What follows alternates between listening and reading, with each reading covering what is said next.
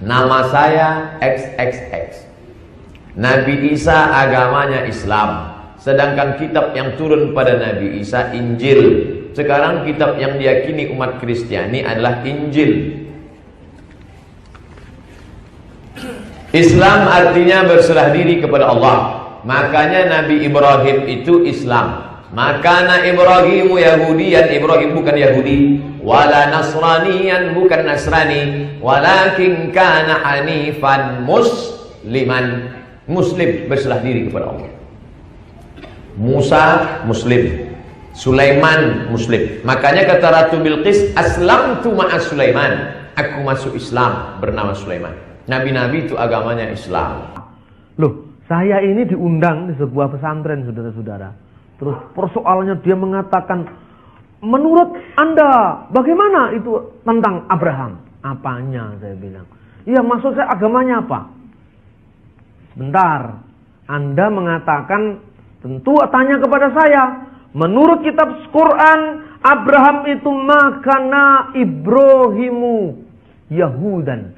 Abraham itu bukan orang Yahudi, wala Nasronian, bukan pula orang Kristen, walakin kana hanifan musliman, tetapi dia adalah orang Muslim yang hanif. Dia bukan Yahudi, oh jelas. Nama Yahudi itu asalnya dari Yehuda, dan Yehuda itu jelas adalah keturunan Yakub. Karena itu zaman Ibrahim belum ada nama Yehuda, belum ada Yudaisme, belum ada Yahudi. Karena Ibrahim harus beranak dulu Iska, Iska harus beranak dulu Yakub, Yakub dengan 12 suku, baru ada Yehuda. Jadi memang bukan Yahudi. Siapa bilang mengatakan Abraham itu Yahudi?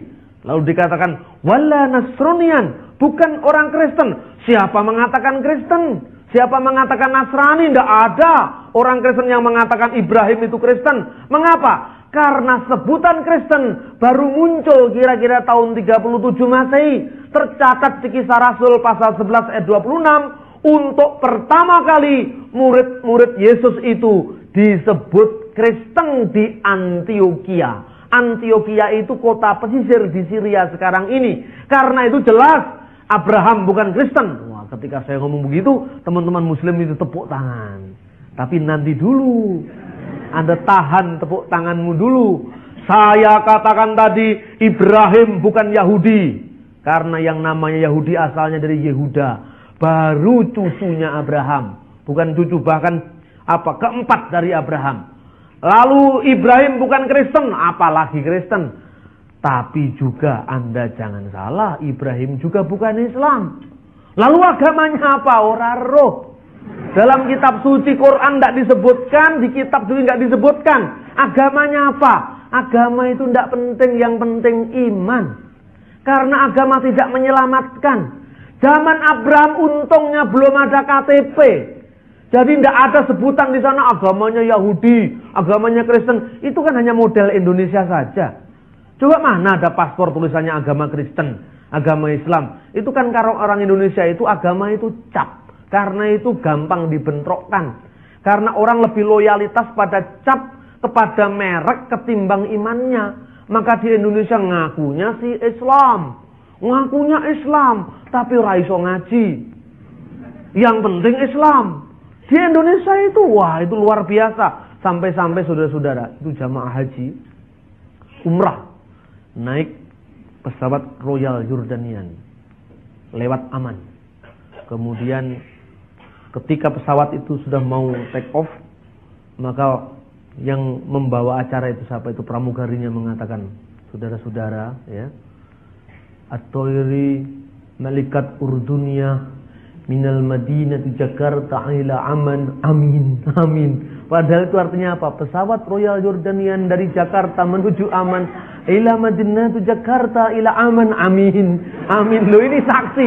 Saya kata, ini bukan doa Pak, ini pengumuman. Your attention please, pengumuman ini, bukan doa.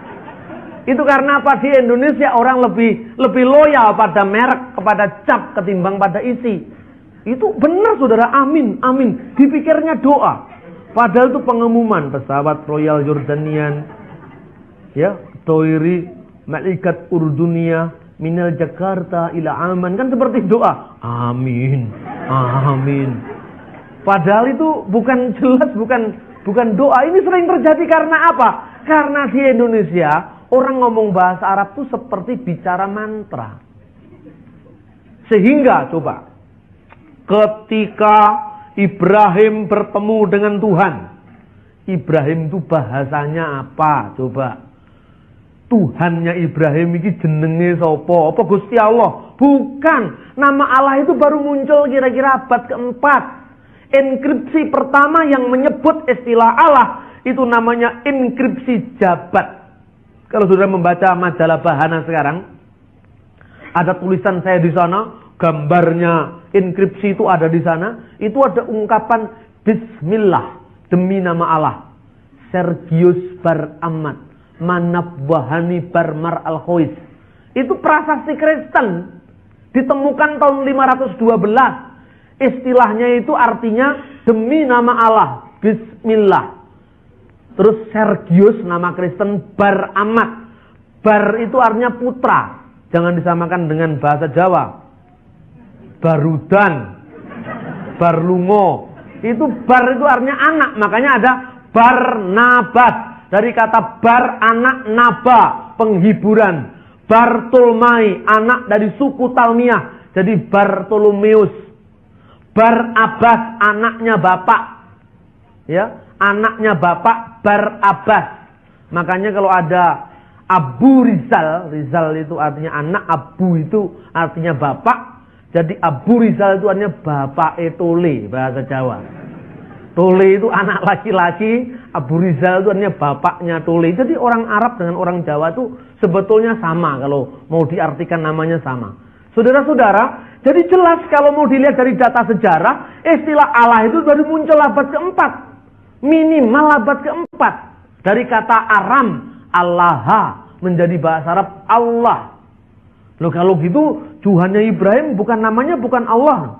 Nah, kalau saudara-saudara lihat bagaimana di pengajian-pengajian Islam, ini saya ngomong gini terang-terangan saja. Karena saya juga sering ceramah di kalangan Muslim. Saya katakan, misalnya Tuhan bicara dengan Abraham, apa Tuhan ngomong? Aslamtu lirabbil alamin. Saya telah aslam kepada Tuhan semesta alam. Loh, Ibrahim itu bahasanya apa? Seperti misalnya Tuhan berfirman kepada Nabi Musa. Bahasanya apa? Musa itu orang Ibrani. Bahasanya bahasa Ibrani. Terus kemudian Alkitab kita mengatakan apa? Keluaran pasal 3 ayat 14. Ehyeh asyr ehyeh. Aku adalah aku. Bahasa aslinya ehyeh asyr ehyeh. Terus kemudian ketika diredaksikan dalam Al-Quran, karena membawa serban ini kan jadi kiai itu enak, bondonya cuma serban ini dengan ayat. Gak pernah orang kiai mengatakan, mari kita baca kitab Al-Quran surat Al-Baqarah, gak pernah. Cuman saudara-saudara rahimatullah, Allah subhanahu wa ta'ala berfirman di dalam Al-Quran kepada Nabi Musa, ini gaya-gayanya Jainuddin Amjad ini, ulama Betawi. Innani anallahi la ilaha illa anna, yang artinya itu kemudian orang-orang yang dengar semua, wah, apalagi kalau nama Nabi sudah disebut Allahumma sholli wa sallim. Wah, saya kadang-kadang terbelit suatu pertanyaan, apa kira-kira dulu itu kejadiannya pancen ngono beneran apa gitu? Lah kira-kira kalau Tuhan ngomong kepada Nabi Musa itu kan bahasanya bukan Arab, tapi bagi orang Islam wis percaya tenan bahasanya Arab. Seolah-olah Musa itu orang Arab, bukan orang Yahudi. Kan begitu. Makanya innani anallahi la ilaha illa ana. Saya jawil teman saya. Kalau umpama Gusti Allah itu datang kepada yang namanya Ronggo Warsito, kira-kira omongannya itu gimana? Coba, ini ngomong sejarah loh ini. Ronggo Warsito, don't be afraid Ronggo Warsito, apa gitu? Enggak, Ronggo Warsito bukan orang British English, bukan American style, bukan. Dia tidak mungkin ngomong don't be afraid Ronggo Warsito. Dia juga mengatakan ya Ronggo Warsito, la takuf, jangan takut, tidak mungkin gitu. Tapi mesti omongannya Ronggo, ojo wasu melang atimu, mesti gitu. Ayo sekarang, ketika Tuhan berfirman kepada Nabi Musa, bahasanya apa? Saya katakan, udahlah, Quranmu juga benar, kitabku juga benar. Tapi kita sekarang bicara sejarah. Kalau Tuhan berfirman kepada Muhammad, misalnya ini ya, bunyinya apa? Iqra, didikte kepada malaikat. Iqra bismi rabbikal ladzi khalaq. Percaya? Percaya, Pak. Karena apa? Bosone podo Arabe. Nah, sekarang Nabi Musa. Musa, apa Tuhan mengatakan? Bismillahirrahmanirrahim. Innani anallahi la ilaha illa ana. Akulah Allah dan tidak ada ilah selain aku. Apa kira-kira begitu? Lalu bahasanya apa ya waktu itu? Bahasanya mesti Ibrani. Oh iya, kalau gitu gimana? Karena di Quran nggak ada bahasa Ibrani. Percaya karo kitab kuwi lho. Ya ada tulisannya ini. Ini yang benar. Loh ini kan kitab sampean loh. Jangan ngomong kitab saya dulu, ini bahasanya kan sama. Loh kan ini bahasa Indonesia. Makanya butuh yang asli. Karena itu orang Kristen butuh kembali ke teks yang asli. Ini contoh dialog. Kalau saudara dengan bahasa Indonesia, orang nggak percaya. Ini kan sama aja dengan bahasanya Quran Jawa Pos. Sama. Jadi saya ini disindir. Wah ini lihat Bambang Nurseno kalau khotbah. Dia ini kalau khotbah sedikit-sedikit bahasa Ibrani, sedikit-sedikit bahasa Arab. Jemaat nggak ngerti. Katanya begitu, ada pendeta yang nyindir begitu sama saya. Ya biar saja lah. Biar orang Kristen dulunya nggak ngerti, lama-lama kan ngerti juga. Tapi kenapa dalam khotbah saya selalu menggunakan bahasa-bahasa asli Alkitab? Karena kebutuhan kontekstual di Indonesia. Saudara ketemu dengan umat Islam, lalu saudara tanya, Alkitab King James Version, American Standard Version, NIV supaya gagah-gagahan ngomong bahasa Inggris, ya toh? Ibrahim bukan orang Amerika. Ibrahim bukan dari Los Angeles. Ibrahim bukan dari London. Ibrahim itu orang Irak sekarang ini. Bahasanya bukan bahasa Inggris. Karena itu memang bergaya ngomong bahasa Inggris. Karena itu sekalipun saya berbicara tentang bahasa asing, tentu bahasanya bukan Inggris atau Belanda. Kecuali kalau saya bicara tentang William Shakespeare, mesti bahasanya Inggris. Tapi yang dibicarakan tokoh-tokoh sejarah dari Timur Tengah, maka bahasanya adalah bahasa asli kitab suci. Nah, saudara perlu tahu bagaimana kira-kira orang Islam dengan bahasa kitab sucinya. Jangan hanya mendengarkan khotbah di gereja. Lihat seminar bagaimana caranya orang Islam mengerti firman Tuhan menurut versi mereka. Orang Islam itu saudara-saudara pokoknya asli walaupun tidak ngerti. Ini Islam. Pokoknya asli loh, ini Islam. Walaupun nggak ngerti orang Kristen lain. Walaupun nggak asli, sing penting ngerti. Itu kalau Kristen. Makanya bahasanya Indonesia dari bahasa Batak Bible. Itu yang namanya Allah diterjemahkan di bata mula jadi nabolon. Di bata mula jadi nabolon itu Allah yang menciptakan langit dan bumi. Mula jadi nabolon. Itu orang Batak. Horat bah, habis beras makan gabah. Itu orang Batak itu. Orang Madura, kitabnya bahasa Madura, Alkitab namanya. Yesus anak domba Allah, Gusti Yesus embikna Gusti Allah. Nah, ini Madura. Lalu orang Kristen kadang-kadang enak, enjoy. Nggak salah, tapi nggak otentik. Itu benar, tapi nggak asli. Sementara orang Islam yang diinginkan adalah keaslian. Begitu muncul Alkitab bahasa aslinya, bahasa Ibrani. Jemaat saya suruh beli. Untuk apa Pak? Nggak ngerti artinya. Wis to percaya karo aku. Tukunen.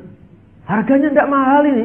Kalau saudara beli di bahasa Inggris, apa itu yang di edisi dolar, itu 300.000 harganya kalau dirupiahkan. Kalau di Indonesia Lai sudah bikin Alkitab, harganya harganya 37 rupiah, tapi tidak laku. Coba lihat di toko-toko buku Kristen. Namanya apa Alkitab bahasa asli Ibrani? Tidak laku Pak, di sini nggak dijual. Padahal saudara bawa saja, saudara-saudara. Saudara hanya bawa Alkitab bahasa asli. Itu mesti dilirik sama orang Muslim. Itu bahasa apa Pak? Kayak rumahnya rayap itu katanya. Bahasa Ibrani ini. Bahasa apa itu? Bahasanya Nabi Musa. Bahasanya Nabi-Nabi Daud, Sulaiman. Itu aslinya ini.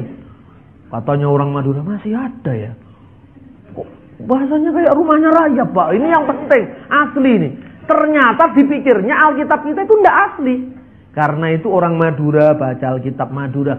Sampai-sampai di Kristen itu bebas. Kebebasan yang kadang-kadang tidak lagi ada batas antara ini dunia sakral, ini dunia sekuler. Karena itu musiknya harus dibatasi juga. Silakan Anda menyanyi, enak lagunya ya. Tuhan Yesus setia, itu sahabat kita. Lagunya kan stylenya sama dengan ini. Terlambat sudah, terlambat sayang. Kan sama itu. Tuhan Yesus setia. Gitu? Jadi orang nyanyi di diskotik, nyanyi di band, begitu lihat Kristen, wah ini cocok ini. Makanya Kristen itu banyak didukung anak-anak muda. Karena apa? Dukungannya kadang-kadang belum iman. Wah, daripada nyanyi di sana bayar, di gereja kan gratis. Berdoa dapat berkat lagi kan enak, itu enggak salah. Tapi ada batasnya. Sampai saya dengar lagunya dulunya owe owe owe owe. Itu mahasiswa saya marahi. Itu lagu apa itu kamu nyanyikan di sini? Lu lagu gereja, Pak. Coba ini kalau supporter Arema datang. Ini masuk ke kampus kita kan rusak ini. Ini nggak ada batas lagi dan ini harus dibatasi. Owe owe owe owe. Ini lagu apa ini? Lagu gereja, Pak. Stop, jangan nyanyikan itu. Ini sebentar lagi ada sepak bola ini. Ini kalau orang sepak bola datang ke sini dipikir kamu supporter Roma, apa Arema. Lah ini sering terjadi, saudara-saudara. Ada lagi seorang hamba Tuhan dari Madura. Saya datang disuruh khotbah. Dia juga khotbah. Pertama lagunya yang saya dengar apa? Lagunya itu. Tuh dari kekasih jiwaku, la la la la la la la la la. Itu saya bisa terima, bagus. Tapi diawali inilah qasidah in Madura katanya. Ini kan hamba Tuhan dari Madura. Ditambahi Yesus, Yesus. Loh ini kan lagunya Oma Irama. Dimasukkan gereja. Ani, ani, sungguh aku tahu. Ini kan dikira pengamen, saudara-saudara. Coba saudara lihat sekarang. Seringkali batas antara sakralitas dalam ibadah dengan lagu-lagu sekuler tidak ada bedanya. Karena itu harus dibenahi. Lagu-lagu gereja itu harus dibenahi supaya enak, supaya apa? Oh begitu lihat kendati pun tepuk tangan tapi suasananya suasana ibadah. Ini lain kalau saudara di luaran. Lain. Orang Yahudi itu silahkan memuji Tuhan kalau dia datang ke pelataran bait Allah. Memuji-muji Tuhan. Hafa, nagila hafa, nagila hafa, nagila niranina, hafa niranina, hafa niranina, hafa niranina. Itu dinyanyikan di gereja. Orang tanya kepada saya, wah luar biasa Pak, hebat lagunya. Lagu apa itu? Lagu bahasa Ibrani. Kamu tahu artinya? Lagu bahasa Ibrani itu hafa niranina, itu artinya apa? Tidak ada satu kata pun yang menyebut Tuhan. Oh masa iya? Indonesianya itu kalau diversikan Indonesia, sorak-sorak bergembira, bergembira semua. Itu artinya begitu. Coba Anda nyanyikan itu kalau di gereja. Muslimnya lewat, oh, ini bahasa apa ini? Kok aneh bahasanya? Dia tanya, bahasa apa? Bahasa Ibrani. Saya jawab, bahasanya Nabi Musa. Berhenti sebentar, dia dengar. Ketika saya lantunkan pujian dalam bahasa Ibrani, saudara, bahasa Ibrani itu indah-indah. Mazmur 42 berbicara tentang apa? Seperti rusa yang merindukan sungai yang berair, demikian jiwaku merindukan Engkau ya Allah. Itu kalau dinyanyikan dalam lagu bahasa Indonesia, seperti rusa rindu sungaimu, hatiku rindu Engkau. Itu iramanya kan ngepop sekali iramanya. Tapi bandingkan kalau saudara nyanyi lagu dalam bahasa aslinya pakai irama seruling, saudara. Lagu Timur Tengah itu indah, tapi jarang diakses oleh gereja. Lagunya begini. Ke ayau ta'aruk ala fike mayim, ala fike mayim. Lagunya sama tadi artinya.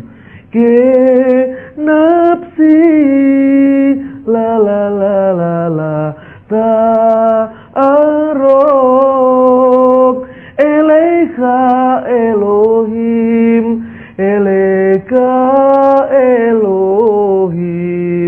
La la la la la la la la la la.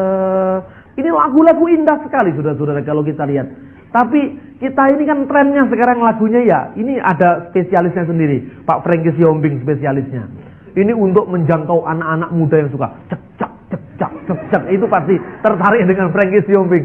Tapi yang model-model lagu begini ini yang iramanya agak ini, yang tinggi-tinggi sekali.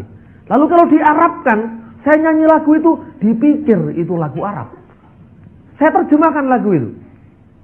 Hakada nafsi ilaika ya Allah, ilaika ya Allah. Hakada nafsi ilaika ya Allah, ilaika ya Allah. Dipikir lagunya Bimbo, saudara-saudara. Bukan, ini lagu Mazmur 42. Ilaika Elohim